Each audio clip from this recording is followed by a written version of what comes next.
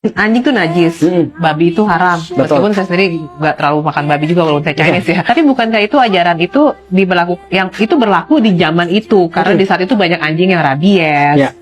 Sementara kan anjing-anjing sekarang kan anjing rumahan bersih.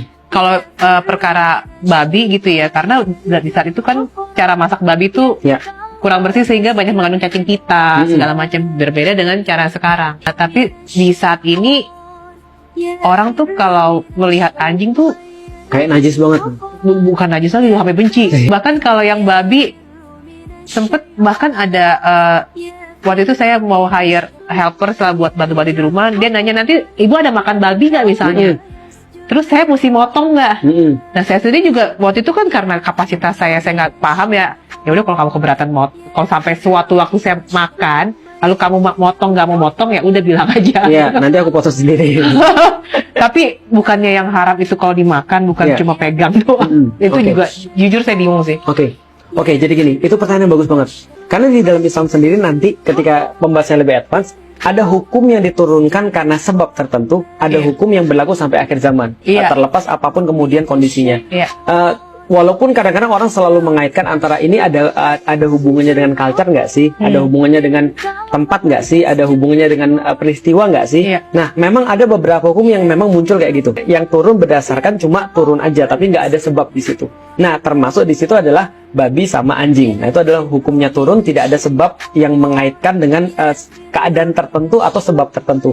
Hanya aku sepakat, kadang-kadang orang-orang muslim tidak bisa membedakan antara tidak mau atau haram dengan benci.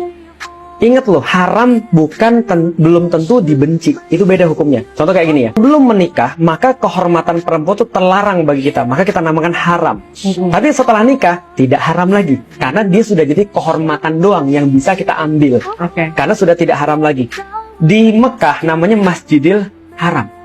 Kenapa? Karena suci, sacred, terlarang. Terlarang apa? Terlarang bunuh orang di situ, terlarang ngomong jorok di situ, terlarang berantem di situ, terlarang untuk melakukan perselisihan di situ. Makanya namanya Masjidil Haram. Nah, namanya haram tuh nggak selalu harus dibenci itu maksudnya. Nah, sedangkan orang-orang muslim sekarang haram sama dengan benci. Babi haram.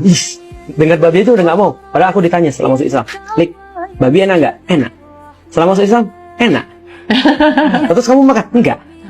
Aku nggak mau makan kan bukan berarti aku benci. Baik-baik aja aku mau babi, nggak ada masalah. Tetap rasanya enak, tetap baunya enak bagiku, tetap aku pengen makan babi. Cuma nggak boleh, itu aja. Selesai. Anjing juga sama. Kadang-kadang orang gagal membedakan antara najis dengan tadi dibenci. Padahal anjing nggak dibenci.